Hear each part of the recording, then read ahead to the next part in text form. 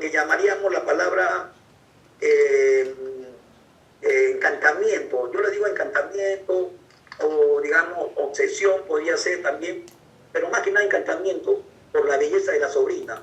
Durante muchas partes digamos, de la narración, la narración se encuentran detalles importantes de la belleza de la chica, ¿no?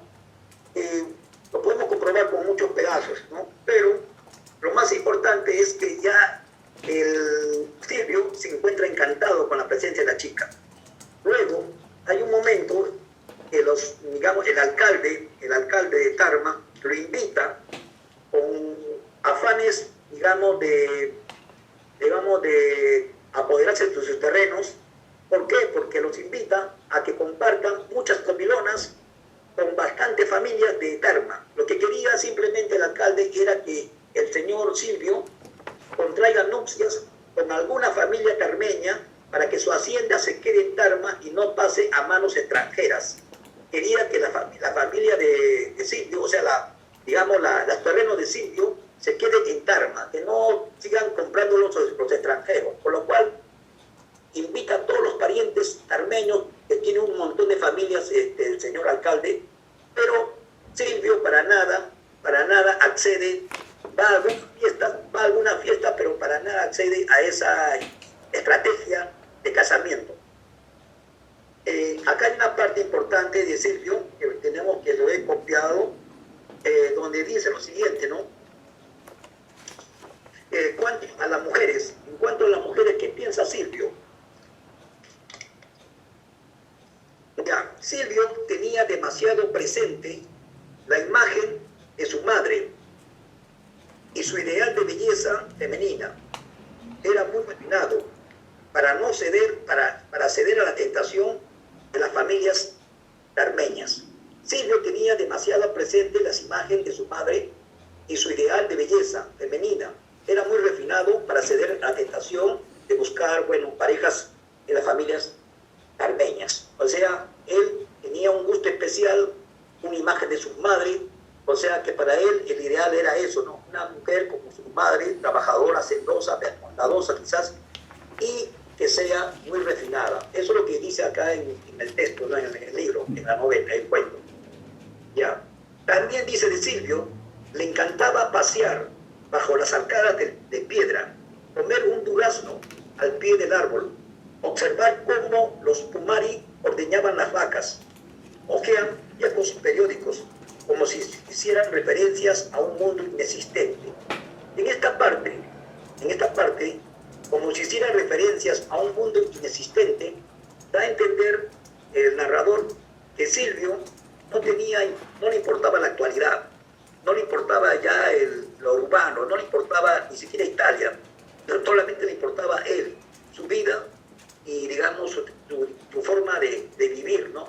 Cómo mejorar su forma de vivir, ¿no? No le importaba lo demás, porque dice, objeaba los periódicos prácticamente como si no fueran referencias a un mundo inexistente, menciona el narrador Rivero. En cuanto a la chica, no hay muchos datos, pero ya lo más importante del personaje es Silvio. Ahora hablaremos sobre las circunstancias personales de este cuento. ¿En qué año lo escribió el maestro Julio Ramón Ribeiro? Según lo que data en el texto, al terminar, dice escrito en 1976.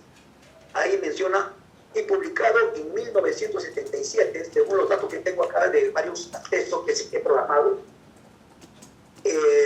Terminado en 1976 y publicado en 1977. Ahora voy a entrar en un contexto de un autor que dice lo siguiente, ¿no? Circunstancias personales que atravesaba Julio Ramón Ribeiro cuando escribió la historia de Silvio en el Rosedal hacia 1976, pocos años después de haber sobrevivido a un cáncer de esófago, de cuya curación quedaban huellas muy tristes.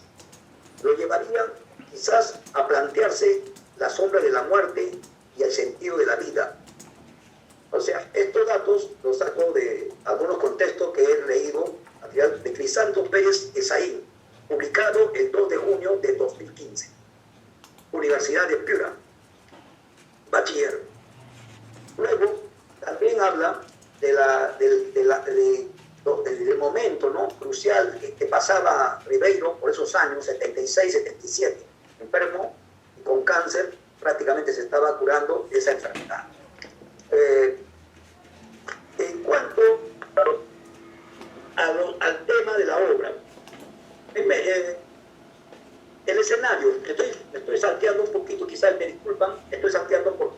El escenario es un lugar encantado, donde todas las luchas de la creación, desde un tiempo seguramente inmemorial, florecían en el curso del año. Ya, esta narración, es el lugar encantado, nos da, maestro Ribeiro, nos da una sensación de Edén. Hay una cuestión edénica en este relato. Para Silvio, la hacienda Rosedal era un Edén, un lugar limpio, inmaculado, donde podía ver que todo florecía, todo era natural, todo era una belleza. Por eso dice florecía en el curso del año, seguramente inmemorial, o sea, prácticamente hasta el pasado, hasta los tiempos que no había memoria, ¿no? Entonces, hay un sentido de Edén en este pequeño relato. Y esta parte del escenario, pasamos al tiempo.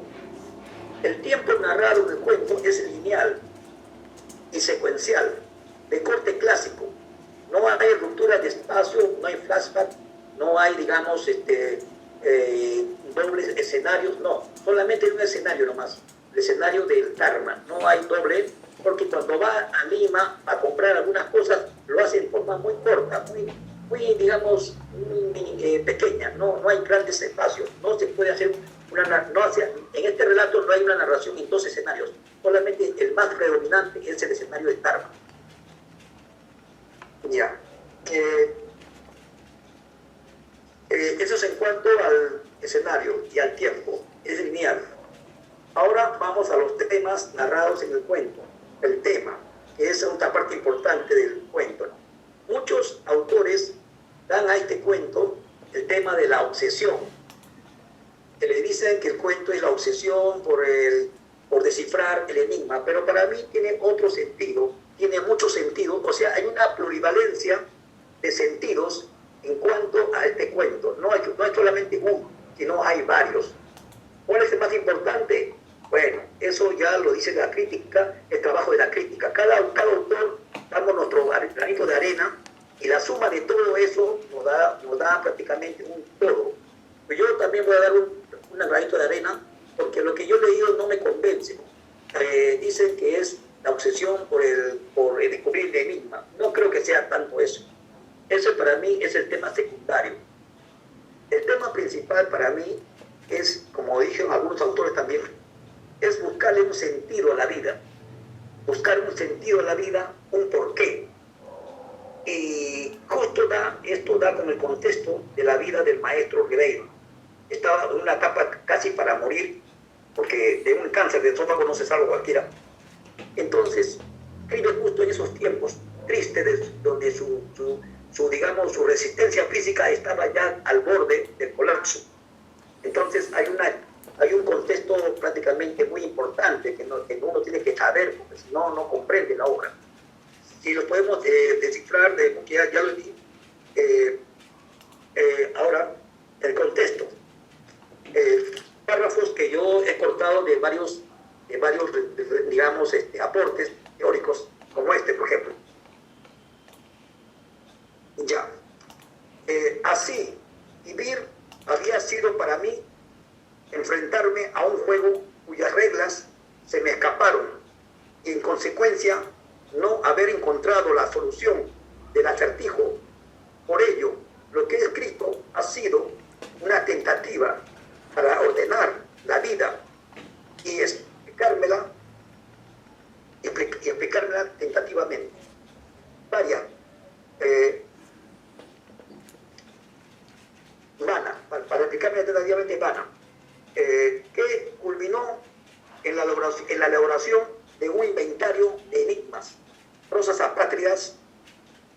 En este párrafo, el maestro Ribeiro en su libro Prosas Aplátidas, está reconociendo que él toda su vida ha tenido enigmas que no ha resuelto, como por ejemplo una explicación, cuál es el sentido de la vida para él, ¿no?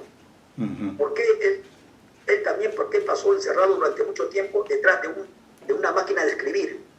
En su vida de maestro Ribeiro, según lo que yo he leído acá, ha trabajado en el aparato legal de una compañía durante más o menos desde los 20 años. Ha trabajado encerrado en lugares, escritorios, para sobrevivir. Entonces ha tenido una vida prácticamente tipo monjeril, así digo monjeril, pues como monje metido en un lugar haciendo documentos de derecho, prácticamente para sobrevivir, para ganar un dinero y poder seguir. Luego se marcha a Europa con la esperanza de encontrar un destino mejor. Pero su vida de adolescente y quizás también de juventud ha sido muy, muy triste. Y tenemos otro contexto importante acá donde dice, ¿no?, el alter ego. Luther, el alter ego literario de Ribeiro, decía, o sea, él mismo se menciona, decía, aunque todos sabemos que cuando un narrador habla de su vida, no todo es exacto, no todo es real, es también ficticio, pero bueno, nos da un alcance, nos da una aproximación. Ribeiro decía que él era como un jugador de tercera división.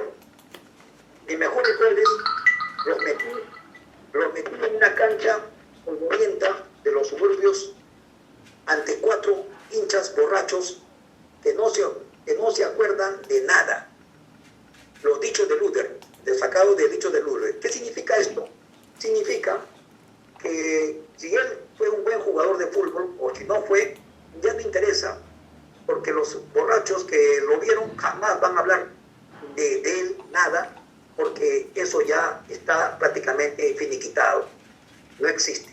Entonces, en este pequeño párrafo, yo encuentro, hay un afán de trascendencia del maestro Ribeiro, de haber quedado de su juventud, haber hecho algo bueno en la juventud, y no lo hizo. Según él dice, mis mejores goles los metí en una cancha polvorienta de los suburbios, ante 4 hinchas borrachos, que no se acuerdan de nada. Eso que no se acuerdan de nada, ahí la memoria colectiva, la memoria, está en juego, el sentido de la memoria, ¿no? Para Ribeiro, la trascendencia prácticamente es importante, pero el pueblo, o digamos, se puede decir la palabra mi pueblo, no le importa la literatura, no le va a importar nada. Por eso esos 4 borrachos que lo vieron jamás lo van a leer. Es algo así como una comparación entre los goles, el fútbol y la literatura. Ahí para mí en ese sentido, ¿no?, comparar la literatura con el fútbol. Metí goles, pero a nadie le importa. Esos están borrachos, esos patas no van a decir nada. Entonces entendí eso porque el fútbol prácticamente es un deporte de masas, atrae mucho más que la literatura. Entonces eso es una parte irónica del maestro Ribeiro en este dicho, así lo encuentro yo.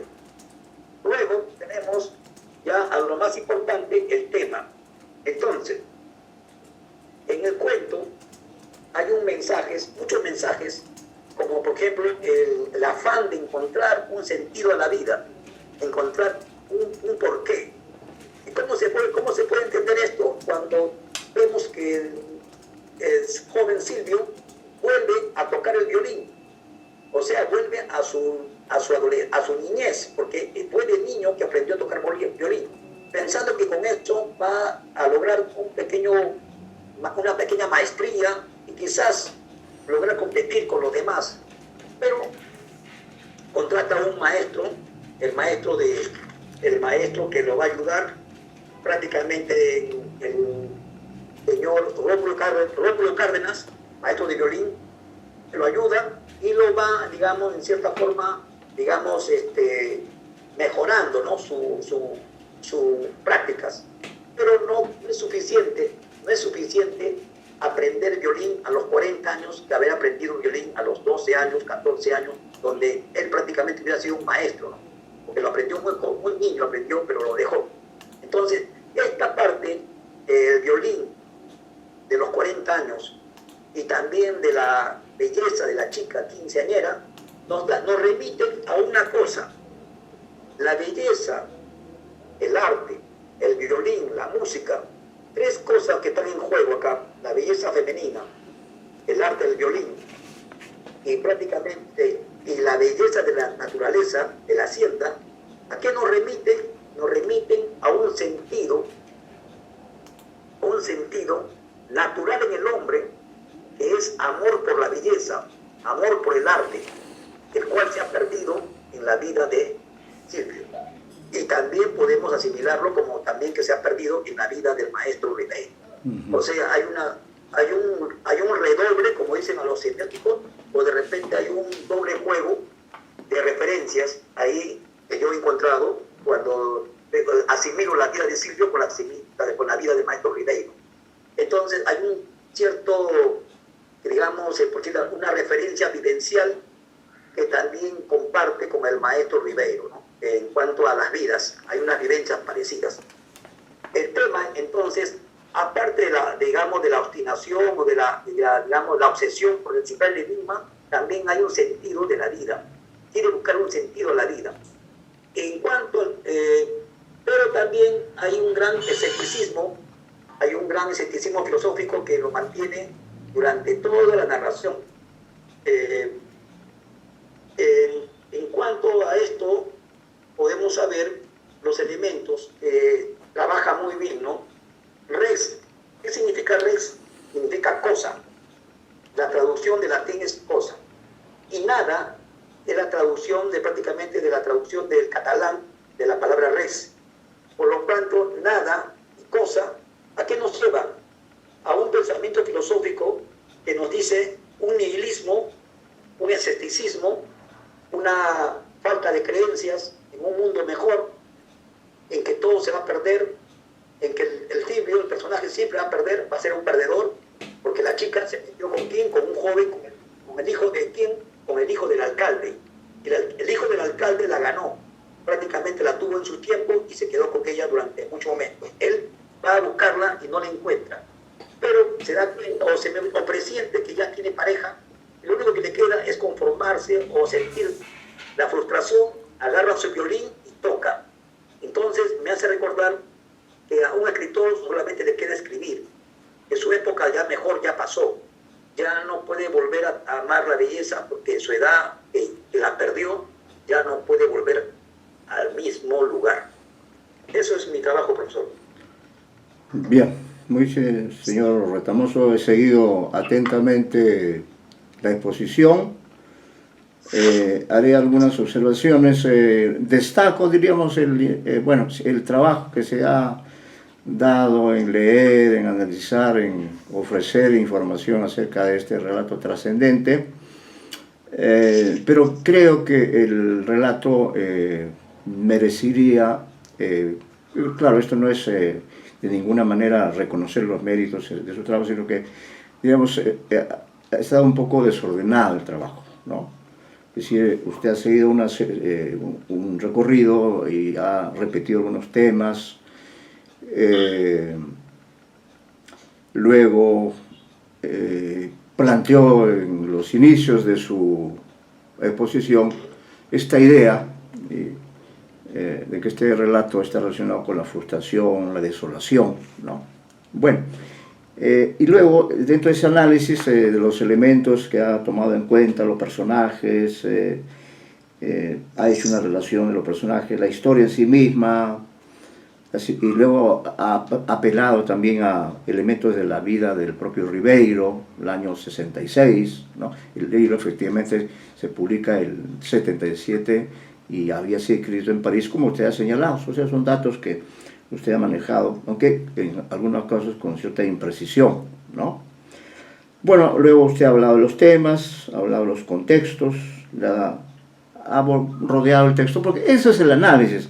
Hay que ser claros en que el análisis es ese abordaje al texto, ese rodear el texto, y como el texto es una estructura de varios planos, de varias dimensiones, entonces el análisis siempre va a ser complejo, siempre. Por eso es importante, bueno, el procedimiento que está en plan. No niego que es una forma de aproximación, pero en todo caso creo que tendría que haber sido una aproximación más sistemática, más ordenada, y sobre todo destacar la trascendencia del relato. Haciendo el balance, señalaría que esta es una suerte de primera aproximación que necesitaría varios ajustes, pero el trabajo es válido. No, yo no voy a... Pero lo que voy es, en todo caso, a plantear lo siguiente, ¿no? Efectivamente, los análisis, al final, dentro de este contexto de la crítica literaria en el que estamos, al final, la crítica literaria es la relación que hay entre el lector, si compartimos de ahí, usted, Retamoso, todos los alumnos del curso, yo, todos los lectores, ¿no? El lector se enfrenta al texto. El texto es, en este caso, Silvio en Rosedal, ¿no? Pero en este lector hay un propósito de no solo leer, sino de comprender, de profundizar, de analizar, de interpretar, con ayuda de un método, puede estar ya determinado de antemano, es decir, voy a analizarlo, por ejemplo, desde el punto de vista de la semiótica narrativa, ¿no?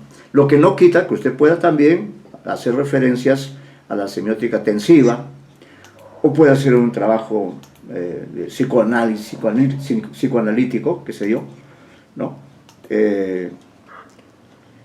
Pero hay que hacerlo con más orden, con más trascendencia. Quiero decirle que sí, la mayor parte de la gente dice,